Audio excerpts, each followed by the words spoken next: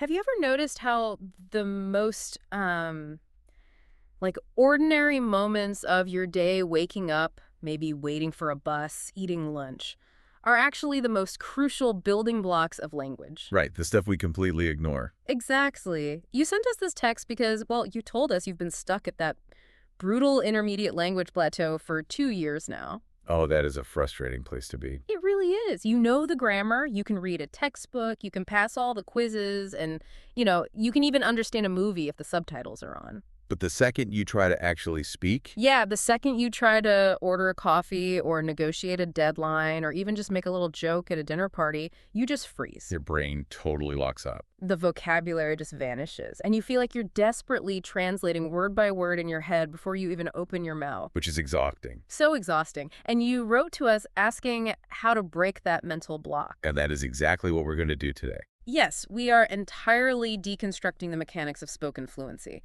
And we're not doing it by looking at advanced philosophy or high-stakes business jargon. No, we're looking at the exact way a native speaker describes putting on their socks. Because the problem you're experiencing isn't a knowledge deficit. Right, it's not. It is a retrieval deficit. Yeah. You have the data stored in your declarative memory, but you haven't transferred it over to your procedural memory. The actual physical act of doing it. Exactly. When you focus on the hyper-ordinary, mundane moments of a day, you are stripping away all those abstract cognitive demands. You're dealing strictly with the concrete physical world. You're tethering the spoken word directly to your lived physical reality. And in the realm of neurological language acquisition, that tether is the entire ballgame. It really is. It's the physical bridge between knowing a word exists on a page and actually being able to summon that word naturally, without hesitation, via the muscle memory of your mouth. Okay, let's unpack this. Today's deep dive is into a fascinating transcript from a YouTube video by a channel called English Unleashed. It's a podcast channel, right? Yeah, English Unleashed, the podcast hosted by a guy named Tom. And I want to be clear right up front, on the surface, this just looks like a standard 1-hour English shadowing and listening exercise. It seems super basic at first glance. It literally just guides the listener through a single, complete, unremarkable day. We start the exact moment the sun rises, and we end the exact moment the narrator closes his eyes to sleep. But we aren't looking at this as just a cute story about a day in the life. We are treating this text like what it actually is. A highly engineered, deeply intentional, neurological reprogramming tool. That's the mission for us today, right? To tear this text apart and uncover the underlying mechanics. Precisely. We want to understand the exact psychological and linguistic mechanisms that make this specific architectural style of shadowing force your brain to achieve speaking fluency. Because, we all know what shadowing is. Listening to a native speaker and immediately mimicking their pronunciation, their intonation, their rhythm, just a split second later. Right. We don't need to rehash the basics of the technique itself. What we need to understand is why this specific text works when so many other shadowing exercises just completely fail. And Tom establishes the foundational rule right at the start of the audio.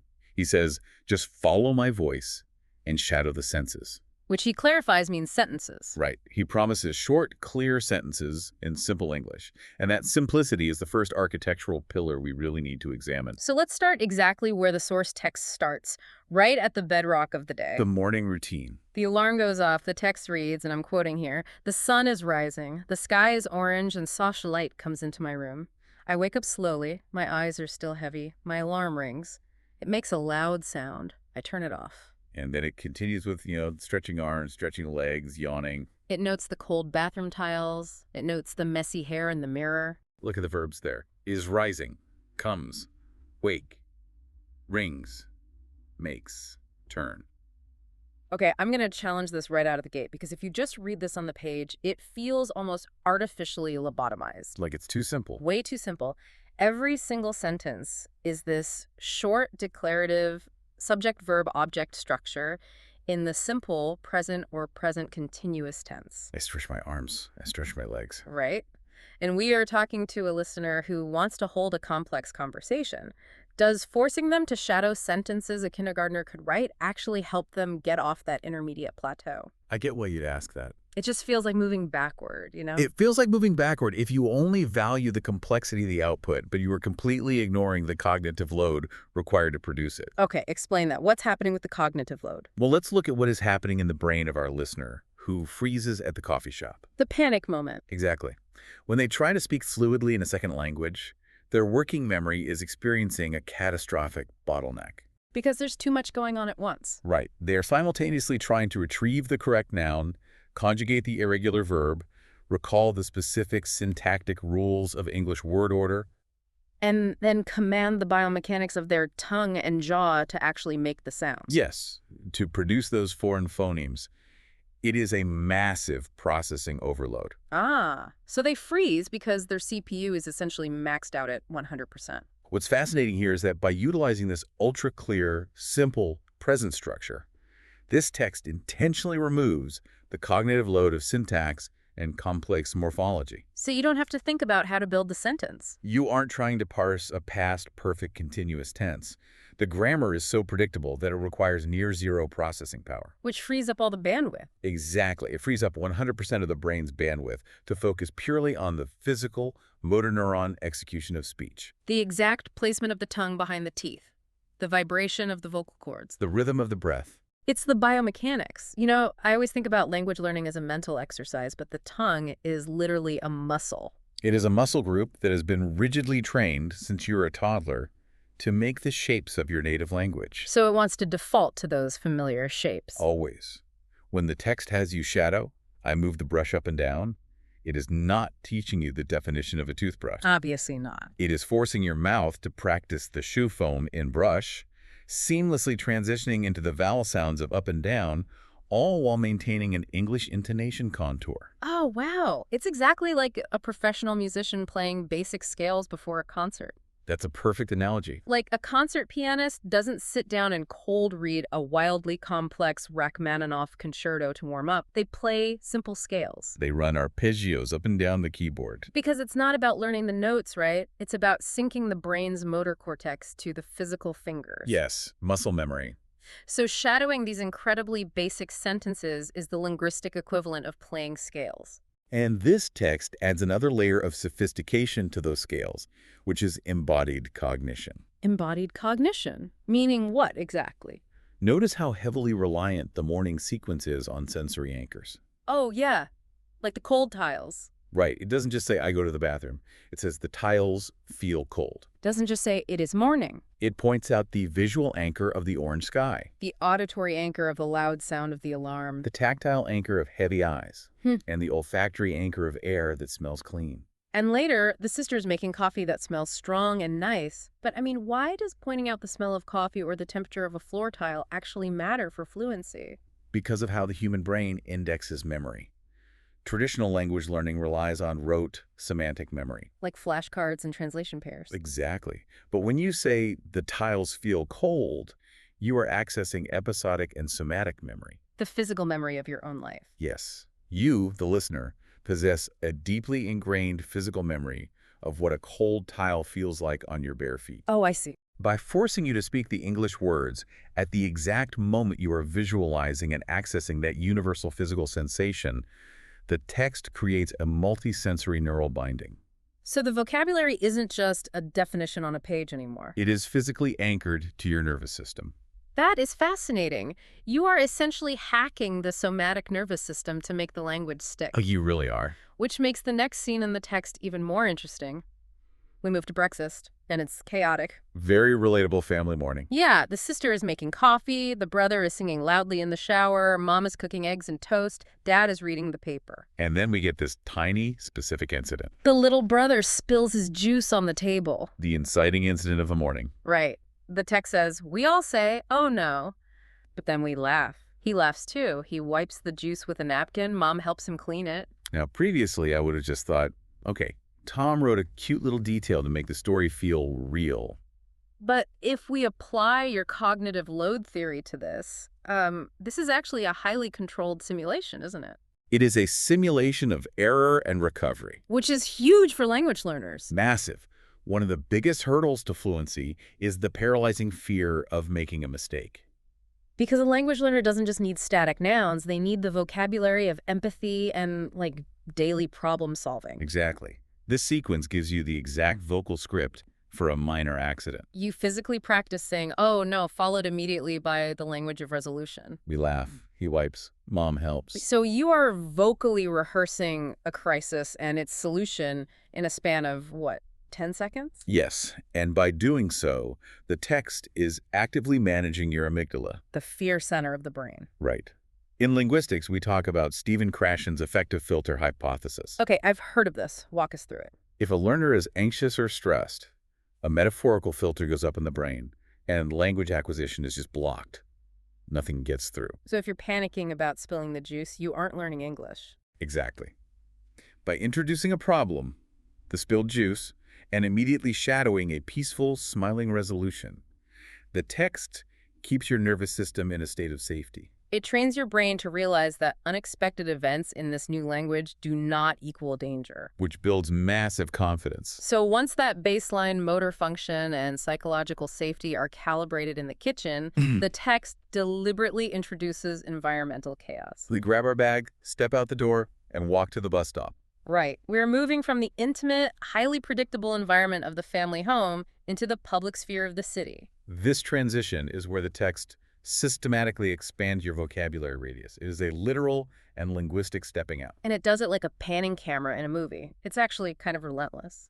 How do you mean? Well, we see the neighbor in slippers holding a green hose, then a girl eating a banana, then a boy kicking a rock, a delivery truck, a man on a bike in a yellow jacket. It forces the listener to practice observational English. But shadowing this commute feels incredibly contrived. It's like walking through a meticulously designed movie set where every single extra has been handed a specific prop just to teach me a noun. It is very deliberate. The girl doesn't just walk, she's forced to hold a banana. The delivery truck doesn't just drive, a guy pulls out a box. I know where you're going with this. Is this artificiality actually helpful, or is it creating a false sense of reality for the learner? You are interpreting the artificiality as a flaw, but in the context of cognitive linguistics, it is a necessary feature. It's called prototype theory. Prototype theory. Okay, what is that? When you are building a modular vocabulary, you need the most prototypical archetypal representations first. The most obvious examples. Yes, you need the clear, unambiguous man in a yellow jacket before you can describe the nuanced, ambiguous reality of an actual chaotic city street. Okay, unpack that modular vocabulary idea. What do you mean by that? The text relies on slot and filler grammar models. Slot and fill? Yeah. Look at the bus stop scene. There's a woman speaking another language on her phone. There's an old man reading a newspaper slowly. There's a teenager moving his head to music. Right, those specific archetypes again. These are syntactic frames. A noun verbing a noun. Ah, I see. Once your mouth and brain effortlessly shadow an old man reads a newspaper, you have deeply installed that grammatical framework into your procedural memory. The slots are built. Exactly. Later, when you are in a real unscripted conversation, your brain effortlessly swaps the fillers in those slots. So it becomes a young woman reads the book or a tall guy checks his watch. The text is feeding you the archetypal frames so you can dynamically alter them later. So I am essentially downloading the architectural blueprints of English phrasing. That's a great way to put it. And as we get on the bus, we tap the card, we sit by the window, and we look out. We see a bakery, a man sweeping the sidewalk, ducks swimming on calm water. More vocabulary expansion. Here's where it gets really interesting, because the narrator says this incredibly specific phrase. The city is busy but peaceful. That phrase is the psychological anchor of the entire first half of the exercise. I was struck by it because it feels like a mindset instruction for the learner, not just a description of the city outside the bus window. It is entirely a mindset instruction. Remember the listener who freezes at the coffee shop? Right. The real world is full of movement, overlapping dialogue, noise, and pressure. Busy but peaceful is positioning you, the speaker, as a calm, capable observer amidst that chaos. You are acknowledging the density of verbs and nouns around you without letting it trigger an anxiety response. It is a form of linguistic emotional regulation. Which perfectly sets up the massive context switch we are about to experience. Because we step off the bus, and we walk into a tall, gray office building. A completely different world. We leave the realm of being a passive observer on public transit, and we enter the arena of active interpersonal communication at work. This requires a massive code switch. The linguistic tools you use to observe a duck on a pond are entirely insufficient for navigating office politics and client demands. Yeah, duck vocabulary won't help you with the spreadsheet. Exactly. And this is where the text introduces a dual-track language system. Transactional versus social English. Yes. I really want to dig into this distinction. Let me lay out the workday sequence. The narrator greets coworker Sarah, checks emails, one from a manager wanting a report, one from a client with a problem. The standard daily grind. Right. The narrator fixes mistakes and types. Then at 10:30, it's break time. Jane brings homemade chocolate cookies. And they talk about comedy movies. Yeah. Then later, there is a client phone call to solve a problem, a 12 o'clock team meeting with a whiteboard and goals, and a lunch break where coworker John forgets his fork, and Jane gives him an extra one. Notice how abruptly the text shifts your vocal posture, depending on who you are interacting with. Vocal posture. Yes, transactional English is the language of utility and precision. Right, getting things done. It is the email from the manager. Please send the report. It is the narrator's internal monologue during the task. I fix 2 small mistakes and I add more details. It is the client phone call. I listen carefully. I speak slowly and clearly. Shadowing this track forces you to physically practice the cadence of professional competence. It's very clipped. It's very direct. No filler. Right. And then social English operates completely differently. Social English operates in the margins, doesn't it? It is the relational glue. Yeah. It happens during the 10:30 cookie break. It is the discussion about the band River Sound from Sarah's concert. Right, that conversational detour at lunch. This track requires a totally different prosody, a different musicality to your voice. It requires enthusiasm, empathy, and idiomatic nuance. A perfect example of that nuance is the fork incident at lunch. Yes. Yeah. John realizes he has no fork. Jane hands him one, and John says, "You saved my life." No, if you take that transactionally, it's absurd. Totally absurd. He wasn't bleeding out. He just needed to eat a salad. Right. But socially, it is a crucial piece of hyperbolic gratitude. And by shadowing that exaggeration, the listener is internalizing the emotional weight and acceptable boundaries of casual workplace gratitude. Exactly. It's safe practice for office banter. Mm-hmm. However, I know you have some reservations about how this office environment is portrayed. I have massive reservations. I mean, I'm looking at this text, and frankly, I find it absurdly utopian. It is very peaceful. Too peaceful. Yeah. The manager gets the report and immediately says, "Great work, thank you." Unheard of. Right. In the meeting, someone asks a question, someone gives an idea, the manager smiles and says, "Good teamwork." The client on the phone gets her problem solved instantly and says, "Thank you very much." There's no conflict. None. There are no passive-aggressive Slack messages, no one steals credit in the meeting, no client screams at you for a delayed shipment. Right. If our listener is trying to survive a real, chaotic, often toxic corporate environment in a second language, how on earth does shattering this frictionless fantasy actually prepare them for reality? I completely understand the skepticism. It feels like we are training a soldier for combat by having them play laser tag in a bouncy castle. That is exactly what it feels like. If we connect this to the bigger picture, though neurobiologically, you cannot train a brain to acquire complex syntactic structures while it is under threat. Okay, explain the mechanism there. Why not? Let's go back to the amygdala and the affective filter, but let's look at it neurochemically this time. Okay, hit me with the science. When you experience real conflict, a boss yelling, a client demanding a refund, your body releases cortisol and adrenaline. Your autonomic nervous system triggers a fight or flight response. Right. When that happens, your brain physically restricts blood flow to the prefrontal cortex, which is responsible for executive function. And it restricts Wernicke's area too, right? Yes, which is responsible for language comprehension. It literally shuts down your advanced linguistic processing centers to focus on immediate physical survival. Oh, wow. So that's the literal biological cause of the brain freeze. It's not just forgetting a word, it's your brain actively cutting power to the language department. Yes. Now imagine if this shadowing text forced you to role-play a toxic argument with a manager. It would stress you out. Even as a simulation, it would elevate your heart rate, your vocal cords would tighten, your breathing would become shallow. The physical muscle memory practice of speaking fluid English would be completely derailed by the physiological markers of stress. The frictionless utopian office in this text is not a mistake. It is an empty parking lot. An empty parking lot, I see. You don't teach a teenager how to drive a manual transmission by dropping them onto a massive 8-lane highway during rush hour in a hurricane. Definitely not. You take them to an empty parking lot on a sunny Sunday morning. You master the mechanics of the clutch and the gas in a completely safe, threat-free environment. You build the procedural memory so deeply that it becomes automatic. Then, and only then, can you introduce the stress of highway traffic. This text provides the linguistic empty parking lot. So it allows you to practice the vocabulary of meetings, emails, and client calls, and to build that automatic procedural memory without triggering cortisol. Exactly.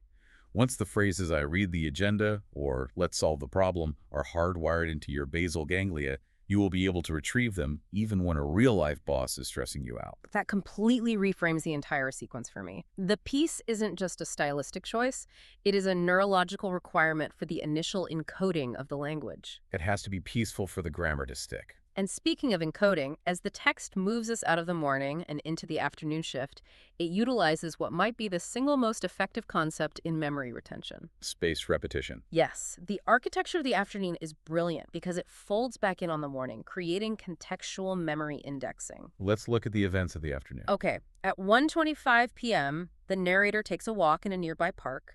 They feel the breeze, the sun, they see kids playing. Then back at the desk. Right, there is a second client call. More typing. John offers a piece of chocolate. At 4:45, the computer is shut down. And then we get the commute home. The commute home features a setting sun, orange clouds, a woman with shopping bags, a scooter, and bus sites like a flower shop with red, yellow, and white flowers, and a fruit cellar with apples, bananas, and oranges. Consider the Ebbinghaus forgetting curve here. Okay, remind us what that is. If you learn a word at 9 a.m., by 2 p.m., your brain has already begun to prune that synaptic connection unless it is forced to retrieve it. Use it or lose it. Exactly. In a standard language class, you might just review a vocabulary list. But this text uses contextual repetition. Right, because we had a client call in the morning and now we have a second one in the afternoon. The brain is forced to retrieve the transactional vocabulary. Listen carefully, take notes, solve the problem. But it is deployed in a slightly different scenario. It's mirroring the structure. In the morning, we took a walk on a busy urban street to the bus stop. In the afternoon, we take a walk in a park. We are practicing the exact same verbs of motion and observation, but slotting in entirely new nouns. The delivery truck becomes the breeze, the sidewalk becomes the grass. We even check the time again. We have a second bus ride. It's forcing the listener to retrieve the language organically, exactly how human memory actually operates in the real world. And amidst this intense cognitive workout, the text strategically inserts what I like to call linguistic rest stops. I notice this. There are these recurring physical actions throughout the day. I take a deep breath. I drink some water. It is cool. I stretch my arms. Shadowing a native speaker continuously for an hour is a marathon. Oh, it's exhausting. It causes acute mental fatigue. If the text just relentlessly pushed new, complex vocabulary for 60 minutes straight, the listener's pronunciation would severely degrade by minute 40. Your mouth would just get sloppy. By inserting these physical actions, the text allows the speaker to produce familiar, highly predictable, low cognitive load phrases. It gives Wernicke's area a momentary break. Moreover, the listener is likely actually taking a breath or shifting their posture while saying these lines, physically relaxing their own body in English. And as we hit that evening commute, the sheer tone of the text undergoes a massive shift. I was paying close attention to the contrast here. The morning versus the evening? Yeah, the morning commute was kinetic, it was aggressive. We had energetic kids kicking rocks, loud delivery trucks, a guy biking fast in a bright yellow jacket. High energy. But the evening commute is heavy, it's slow. We see a woman carrying shopping bags who looks visibly tired. The sky is this soft orange. We see the warm, static lights of a bakery window. You're picking up on the prosodic shift. Prosody. Yes. Prosody refers to the rhythm, stress, and intonation of speech. So the text isn't just teaching you new words, it is actively teaching you how to modulate your vocal energy to match circadian realities. Look at how the cadence of the sentences literally slows down. Clouds move slowly. A girl listens to music. She hums a song quietly. When you shadow this section, you naturally lower your volume. You soften the hard consonant sounds. You stretch your vowels. You are practicing the prosody of fatigue. Which is a massively overlooked element of fluency. Absolutely. A native speaker does not speak with the same sharp articulation and high energy at 6 p.m. on a crowded bus as they do at 8 a.m. after a cup of coffee. If you don't adjust your tone, you just sound unnatural. Your second language needs to possess that same dynamic range, otherwise you sound like a robot. Which brings us full circle. We get off the bus, we walk down the street, notice a cat sleeping on a fence, and unlock the front door. We are returning home. And this marks the final and perhaps most emotionally significant code switch of the text. We completely drop the professional transactional output of the office, and we drop deep into the intimate, overlapping dynamics of the family. This raises an important question, though. Which is? What is the ultimate purpose of this fluency we are building? Why are we putting a listener through an hour-long, cognitively draining vocal workout? I mean, it's not just to ensure they don't freeze when ordering a latte, and it's not just to make sure they send efficient emails. No. The text posits that the ultimate goal of fluency is human connection. Observe the sensory anchors upon returning home. The narrator steps inside, takes off their shoes, and the text immediately hits the olfactory senses again. The smell of food fills the air. It smells like garlic and rice. Garlic and rice. It is such a universally comforting, grounding smell. You can almost feel your blood pressure drop just saying the words. It grounds the learner instantly in the somatic reality of home. We see the dad returning from the garden with soil on his hands. The little brother runs up to show off a drawing. Then we enter the dinner conversation, which operates on an entirely different linguistic axis than the team meeting at the office. The dinner scene is amazing. It is messy and overlapping. Dad talks about work being busy but finishing early. Mom gossips lightly about the neighbors. But the centerpiece is the sister. Yeah, she tells a whole narrative story about finding a lost dog, walking with it for 3 blocks, finding its owner, and everyone at the table laughs. When you are shadowing the sister's story, you are practicing L2 narrative sequencing. Which is incredibly complex. Very. You're learning how to pace a sequence of past events, build tension, and deliver a resolution or punchline in a second language. Because this is how humans actually bond. We bond by sharing narratives. Later, when there is a phone call with Grandma asking her about her garden, and her replying, "The tomatoes are big this year and I'm proud of you," you are practicing the vocal tone of active listening and intergenerational affection. And right in the middle of this dinner, there is a moment that perfectly mirrors the morning, but the text handles it with such a subtle psychological brilliance. The dropped rice. The little brother drops rice on the floor. A direct callback to the spilled juice at breakfast. Exactly. He drops the rice, he says, "Oops." And the text says, "We help him clean it up. No one is angry. We just smile." It's beautiful. I read that, and I felt like the text was literally breaking the fourth wall, reaching out and putting a hand on the listener's shoulder. How so? Because if you have been shadowing this text for 45 minutes, your mouth is tired. Very tired. You have definitely stumbled over a word. You have definitely mispronounced something or lost the rhythm. You have made mistakes. It's inevitable. And the text provides this narrative moment where a mess is made, and the explicit instruction is, no one is angry, we just smile. It is reinforcing error tolerance. It is telling the learner making a mistake, whether it's dropping rice on the floor or fumbling an English vowel, is completely fine. We just clean it up and keep going. That is a phenomenal insight. True fluency is not the absence of errors. Native speakers fumble words constantly. They lose their train of thought. They use the wrong preposition. They stutter. True fluency is psychological resilience. It is the ability to recover from a mistake smoothly, without panic, without the amygdala hijacking your brain. Oops, we help him clean it up. It is the most important lesson in the entire transcript. And the text rewards the listener's attention in such a satisfying way right after dinner.